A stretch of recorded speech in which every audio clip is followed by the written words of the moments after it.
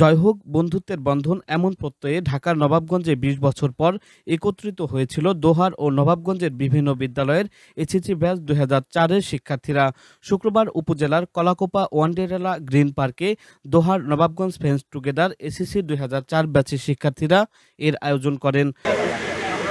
সকালে পবিত্র কোরআন তেলাওয়াত ও জাতীয় সঙ্গীতের মধ্য দিয়ে শুরু হয় দিনব্যাপী অনুষ্ঠানমালা।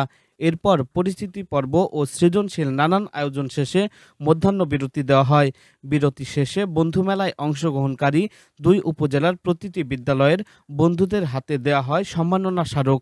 এরপর কেক কাটার পাশাপাশি নাচ গানের মাধ্যমে বন্ধুরা একে অপরের সঙ্গে আনন্দে মেতে ওঠে। বিকেলে মনোজ্ঞ সাংস্কৃতিক অনুষ্ঠান পুরো আয়োজনে আনে ভিন্ন মাত্রা।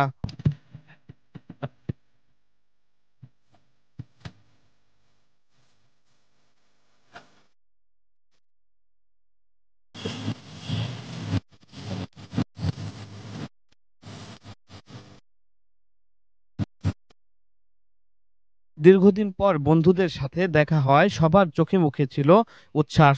সব ব্যস্ততাকে পিছনে ফেলে একদিনের জন্য একত্রিত হয়েছিল প্রায় ১.৫ শতাধিক বন্ধু। একে অপরের সঙ্গে পরিচিত হওয়া, ছবি তোলা, সেলফি, আড্ডা, গল্প, নাচ গানে মেতে ওঠেন সবাই। অনুষ্ঠানের সার্বিক তত্ত্বাবধানে ছিলেন জুয়েল খান, ইকরামুল হক শিশির, আল মাসুদ, ইসরাফিল হোসেন ইস্তু, অমিত সাহা বান্টি, নাজমুল হাসান নাহিদ, ত্রিশুল দাস, রাজীব সাহা, সাগর হোসেন, মারুফ তমাল, মিরাজ দেওয়ান, শেখ রুবেল, আবুল খায়ের, মিলন খান, বিপু আল রাসেল, মুরাদ হোসেন নূর, মামুন আলী সহ আরও অনেকে।